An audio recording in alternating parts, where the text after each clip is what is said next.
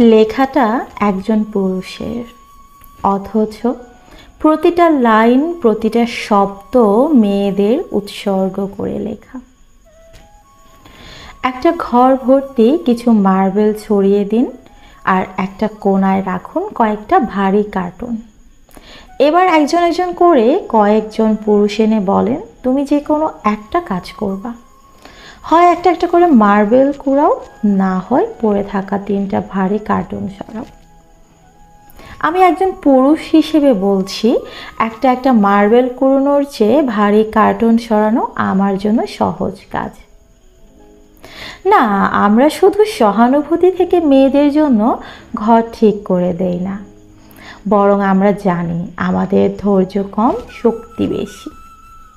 আমার না পারা কাজটা যে মেয়েটা করে দেয়, তার কাজের গুরুত্ব আমার কাছে কতটুকু।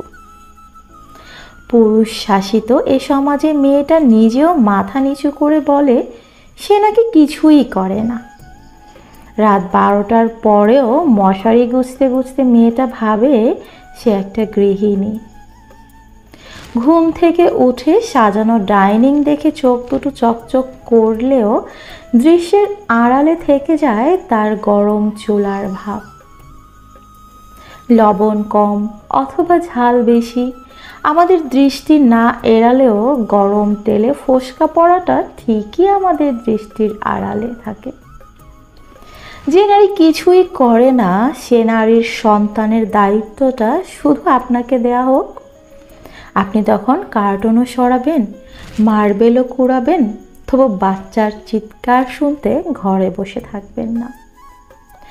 আমরা পুরুষ বেছে নিয়েছি আমাদের কাজ, আর দিনভর যে নারী মার্বেল কুড়ায় সে নারীকে বলি অকর্মা। যে নারীর স্বামী নেই, আমি দেখেছি সে নারীকে মাটি কাটতে, কিন্তু সে স্বামীর বউ নাই, তাকে দেখি নাই ঘর সংসার সামলাতে। ঘর বাচ্চা সামলানোর চেয়ে আরেকটা বিয়ে করা যে সহজ। কারো এটো বাসন ধুতে শুধু শক্তি না, মমতাও লাগে।